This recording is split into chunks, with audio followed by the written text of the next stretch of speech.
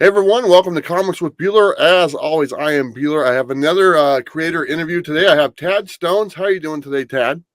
I'm doing good. Very good. Awesome. Well, we're here to talk about the new Darkwing Duck Kickstarter campaign, which has raised over $260,000 plus dollars so far. So it's doing pretty well. There's about a week left, and I'm going to jump right in. There is a secret stretch goal at $300,000. Do you know what that secret stretch goal is? I have a hint what I think it is, but no one confirmed it to me. But it's up to them to let people know, I guess. Yeah. No spoilers here. Yeah, that is the goal, to get up to the $300,000, because I want to see what that stretch goal. It's a secret. It's on the page. You can see it right there. It says secret. It's got a bunch of question marks on it. So I'm curious to see what that is. Maybe Tad will tell me off screen, but I think his lips are sealed on this one. But I could probably find out from someone that I know. But You know the behind the scenes people. That's it. exactly. So let me talk about Darkwing Duck a little bit, and that's one of my favorite characters growing up. I know my kids like it. I got a lot of friends who like it as well. But it Sweet. wasn't originally called Darkwing Duck, was it? It was called Double O Duck, Yeah, if I'm not mistaken, correct? correct. That's how he started. I was ordered by Jeffrey Katzenberg, who then went on to, create DreamWorks with a few friends. Um, he just said he and Michael Eisner came from Paramount. They always felt like if you had a witty, intriguing, at least in their eyes, title, it would bring more people to your show to try it out. And then it was up to you, of course, to do a great show and keep them. And he just thought Double O Ducks was a great title, which I assume he saw on a list of DuckTales titles because they Yeah. did do an episode called Double O Ducks. But he said it was not to star Launchpad. The whole point was to create a brand new character. Yeah. So it didn't, were you not able to get the rights to use the Double O Duck name Well, because that's of what James Bond? what happened is my first shot at it failed. That it was just I was not excited about it. It was just a James Bond parody with all the typical James Bond tropes of Q and M and Moneypenny, that all those things. But Jeffrey thankfully told me to do it over, as opposed to the more normal thing these days would be I'll get somebody else Yeah. who's talented. Anyway, I went in, and for some reason, uh, we put a mask on him. He was in white tuxedo. It was just a generic Disney duck. We had a mask on him and a hat and a cape. And I think that was because by then we were playing, because Jeffrey wanted to have some Disney heart. And we started playing with the idea of what if he had a daughter who was crazy and refused to stay at home. Yeah. And that way he needed a secret identity so the neighbors wouldn't know about him. So I guess that's how we did the hat and mask.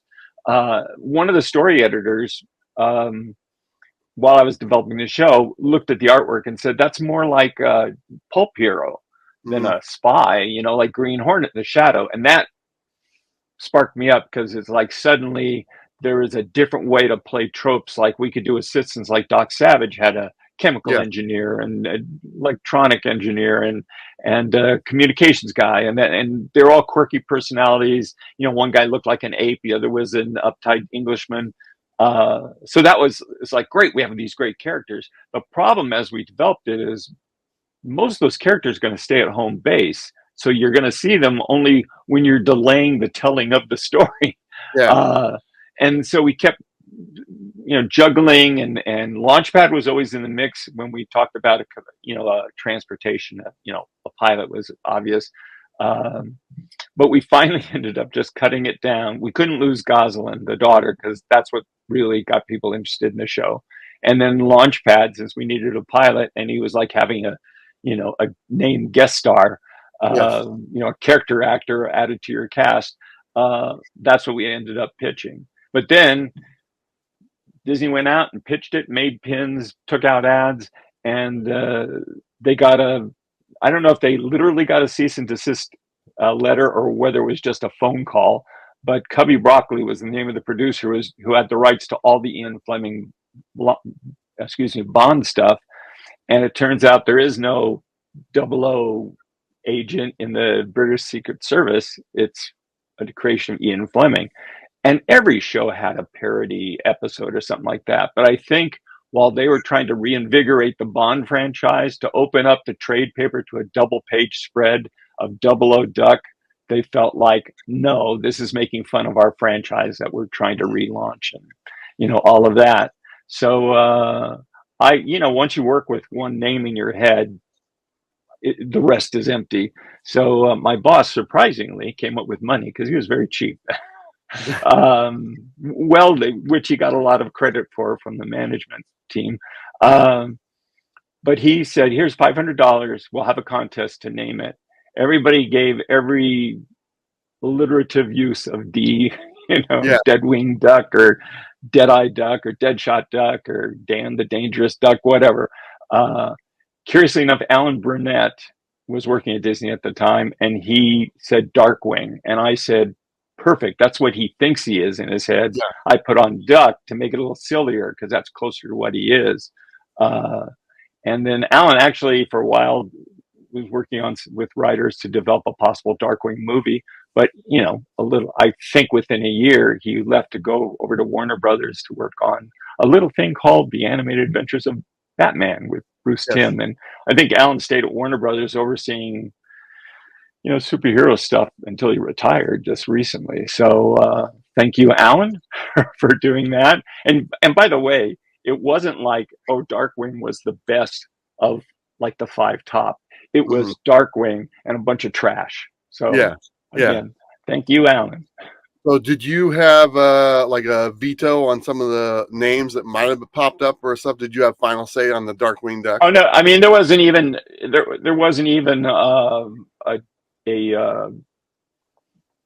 a second runner up. It wasn't like, hey, I really like Derringer Duck, little short guy. It was nothing like that. So so I didn't need veto power. I put it out. We did a little logo, and the boss said, "That's great." And now we got $500. So full in $1990. Yeah. Oh yeah. Nice. Well, you had mentioned 3 other characters just now. Obviously, a lot of people refer to Darkwing Duck and Batman, but the other 2 characters you mentioned earlier was the Green Hornet and the Shadow. Is that really where you tried to base the Darkwing Duck character on, and the Shadow and the Green Hornet that time period? It wasn't like I looked at the Shadow and said, "Oh, what could I take from him?" In fact, basically though, it was.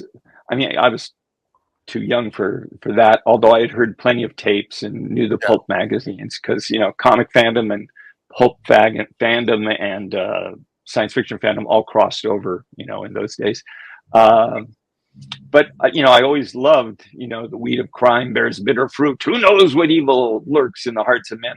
I just loved the thing, and I wanted Darkwing to have a kind of slogan like that. Yeah. And so he had a slogan that was, I should look it up, especially with all these interviews. It's, I am the terror that flaps in the night. I am the blank that pecks at your nightmares. I am Darkwing Duck. And he was going to say the same thing every time.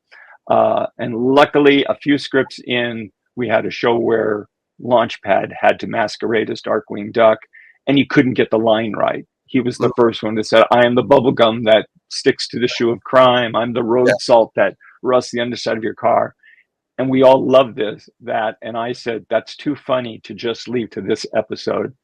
Let's give that to Darkwing. And we rewrote all the scripts, or at least that portion of the scripts that had been done so far, to make that, Darkwing's famous trait.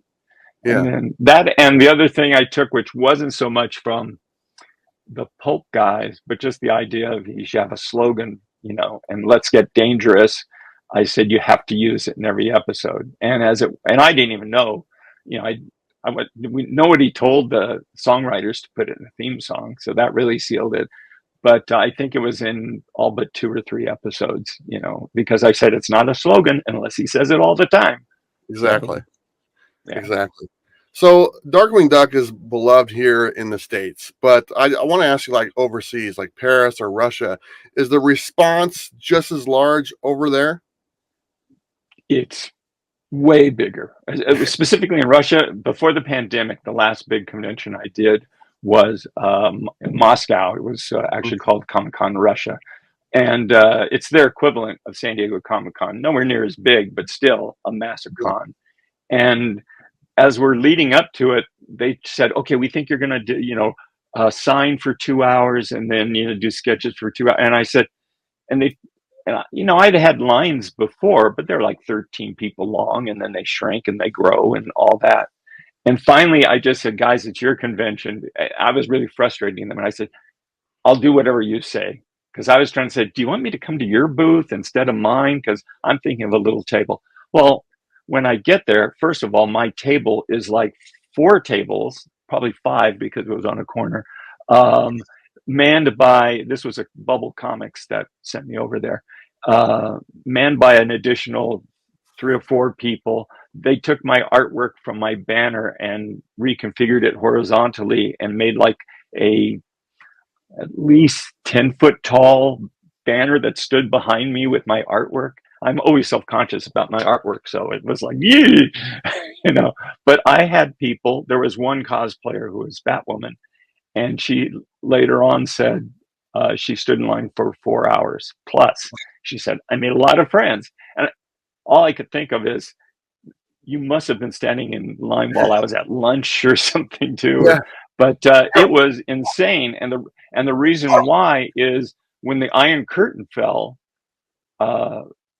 basically the early Disney afternoon was the first cartoon shows that they got in Russia. That, and I believe Ninja Turtles were also the early ones.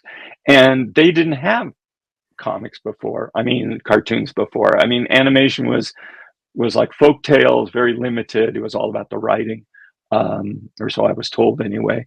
And so every kid of that generation watched those shows. And in fact, 2 cops came up at a certain point, and they came up, and I noticed that the guys at the table were talking to them, and I guess they said, when are you closing up? And they got real nervous. Oh no, we close right on time, and we did it, or whatever. And they said, no, we just want an autograph, Right. And I'm sorry I took a picture with them on their camera, but I wish I had one, because one guy was like huge, wide shoulders and wavy hair and all that. And it was just fantastic. And talking with all the fans there, it was amazing. But the other thing I found out when I was there is they said, Tad, we didn't know it was a parody. Oh And yeah. it's like, of course, they didn't have the comics. They didn't have superhero movies and all of that. So I got credit for every weird Twilight Zone riff that I, spun on or copied Twin Peaks or, any of that stuff. They'd say, what? A person has the power to shrink down to the size of an ant and then grow? That's amazing. How does this Tad Stones think of things like that? And so it was like craziness over there. So now That's that. Yeah. all the people in Russia now who see all these other shows that you referenced from Darkwing Duck, they all think, oh, Darkwing Duck started all this stuff. So that's Yeah, the original. hopefully that's it. So did Darkwing Duck come before Marvel Comics? Is that what's Exactly. That's pretty good. So that's got to be a good feeling knowing that here this character that you put out there with your team and everything is, I mean, it's worldwide. I mean, it's not just local in the States. Yeah. I mean, you've been a part of a lot of projects, don't get me wrong, but this one is the one we're talking about right now. But just overseas and Russia, all over the place. And I've been, since pandemic, I've not been invited to any conventions. And so if there's a convention near you that you want me at, tell them you want me. But what I didn't realize, even on a national scale, let alone international, is, I started in feature animation. And in fact, I came in a few months after Ron Clements, who did, Little Mermaid and Aladdin and so on. And just before, like 3 months before Glenn Keane, who one of the master animators, they could always go to the movie theater and hear the reaction of the public to what they had done. We didn't have that. A TV show went out, especially in the syndication, we didn't even have overnight ratings. We had numbers that came out, it seemed like delayed, that, oh, we're doing good. We had to say, are we doing good? That's all we knew. So it wasn't until I retired and was a guest at a con in Atlanta that people came up and started saying, there were, a couple of women who said, basically they had a terrible family life due to father issues, and Darkwing and Gosling being at the center meant the world to them. And just in general, fans coming up and saying, oh, I loved your show. We constantly heard, you made my childhood. that was awesome. I had a delay of whatever it was, 25 years or whatever before I heard any of that. But I such a charge out of it, and seeing, fan art online Yeah. and people debating stories and they say, oh no, this is Darkwing's origin. And it's like, that's just because you like that episode. There's like Exactly. 6 origins in the Yeah. series, but you know. So let's talk about the current writers in charge of the Darkwing universe right now. We have Jeff, we have Amanda, and Roger. Have you got a chance to take a look or a sneak peek at some of their Yeah, work? yeah, and I say real quick, I have a pet peeve usually about buying stuff from Yeah. Disney that's based on my characters, Yeah. even though they're only getting a little slice. But I couldn't resist, so I started buying the Yeah. Amanda's Darkwing stuff, which I think she hit the tone on perfectly. But where she really shone, just for my taste, is she took the character Morgana Macabre, our supernatural Catwoman, sort of, to Darkwing's Batman, um, and just really nailed her, because there's a 2-part episode that introduced the Justice Ducks called Justice Ducks, and in the storyline of those 2 episodes, even though it's very popular, Morgana is kind of off her game. She's not that powerful. She's not a damsel in distress, but they gave her a character arc that she ended up fine, but a lot of weakness. Where really she was a much stronger character and capable of, pulling off a crime or two. And Amanda just Yeah. got that sensibilities. And Jeff, what he did with Negaduck, as we pretty much kept Negaduck one note, in that, given a choice, he chooses the chainsaw. He was just Sure. an evil guy, just nasty or whatever. And Jeff, since he's an evil version of Darkwing Duck, Jeff put more of Darkwing into his version of Negaduck, which Mhm. makes him less one-dimensional, and that's been great. Now that I actually subscribed to, and I just read the last 2 Yeah. issues last night. And it was, it's just fun to see. Oh, I get it. It's still an evil reflection of Darkwing, but there's just way more ego in it, and more humor that way. And Yeah. then the one thing I put off getting was Justice Ducks, for whatever reason, and that's probably my favorite title of the 3. Right. Roger, just to me, it is like, and I'm sure purists would debate me on this. My sense is it's the closest to an old classic Mhm.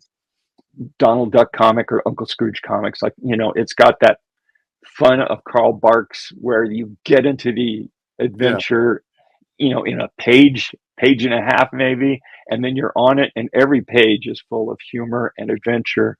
And the artwork is slightly modified from what the artist did on the Mhm. Darkwing series, which I think gives it a fresher look. And Roger made changes, little subtle changes to the characters, and did things like, you had our aquatic character Neptunia, very loudmouth and strong. So she becomes the natural leader, which solves that Aquaman Yeah. problem of, what do you do when there's no water around? What's this character going to do? Uh, and they actually pulled down Darkwing's ego a little bit, because otherwise he's constantly going at Gizmo Duck. Because in our show, Darkwing never got credit for anything, Yeah.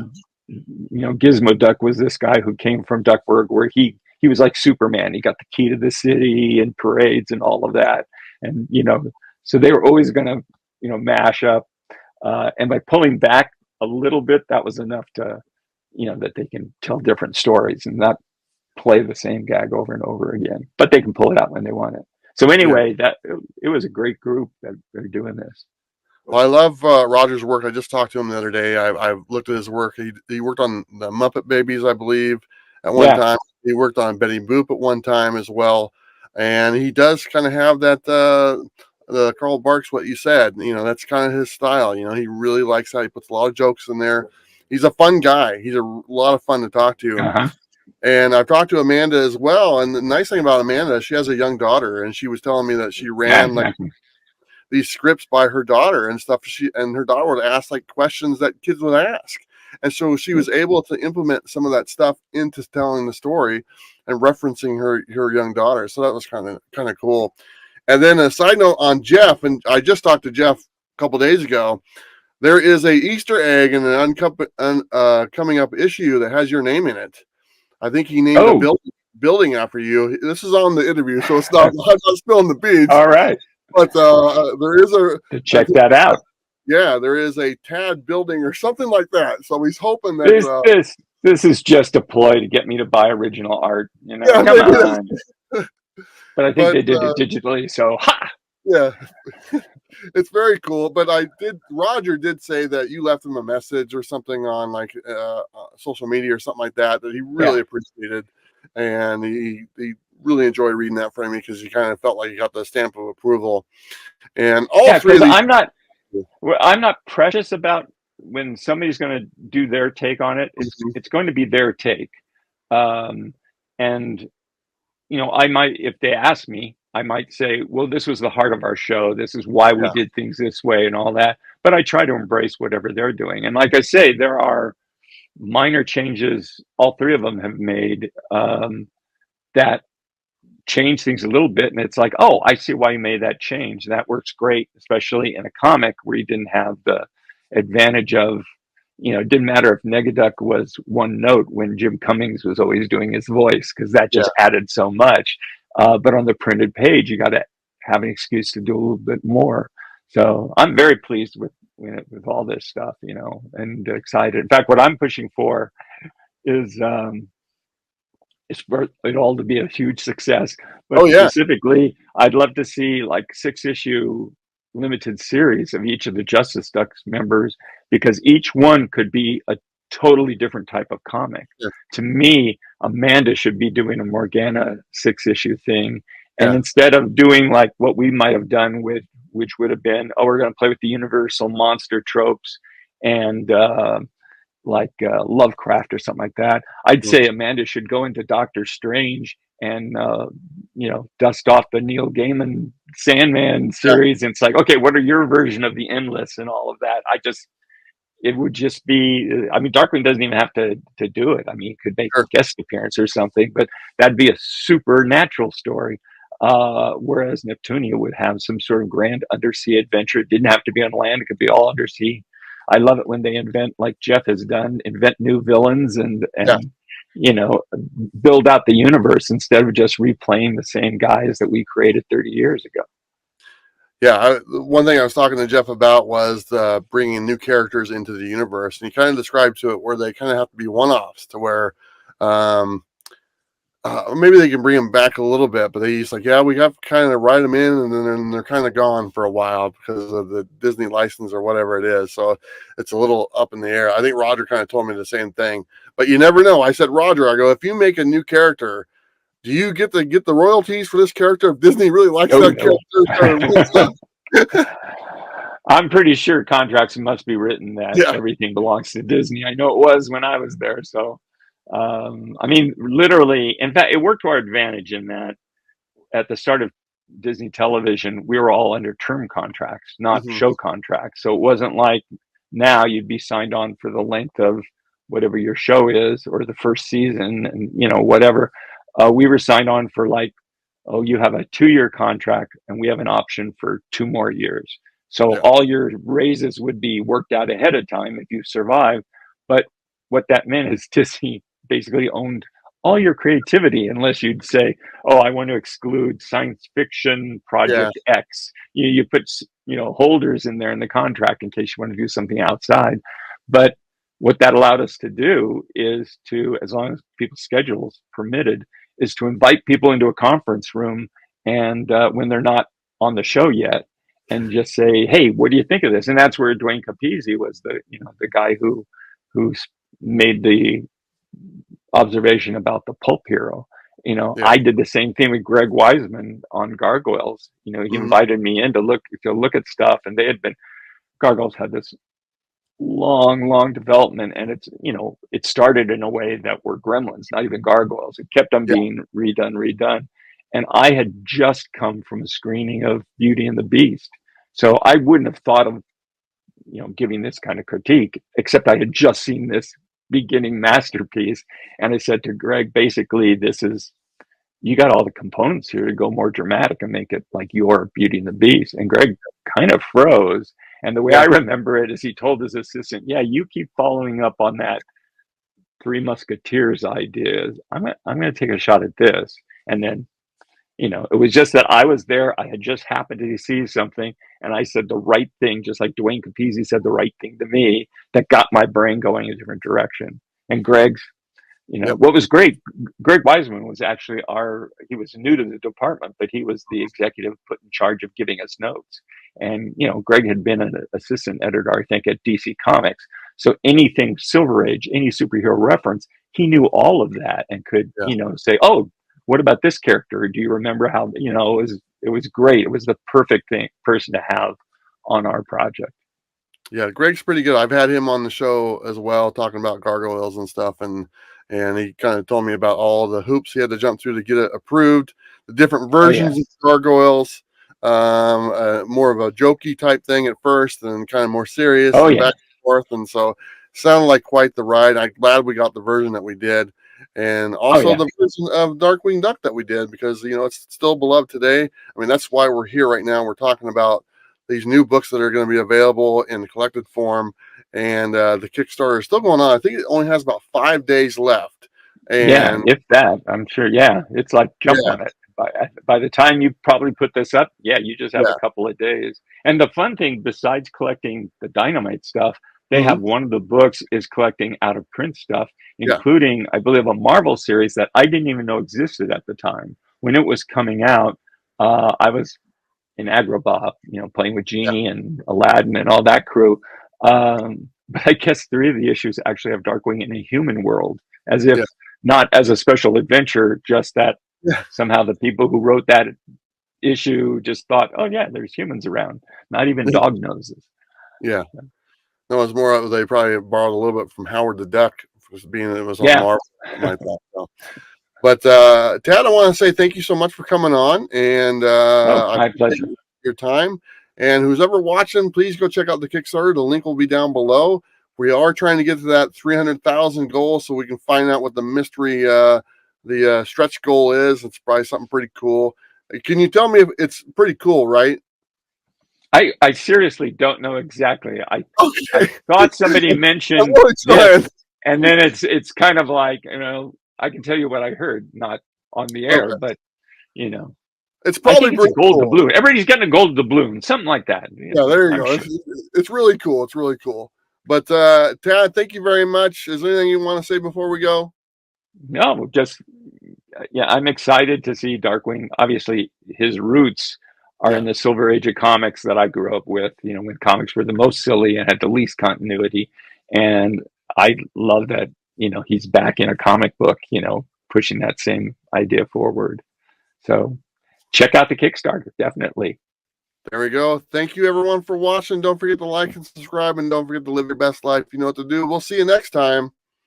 Bye.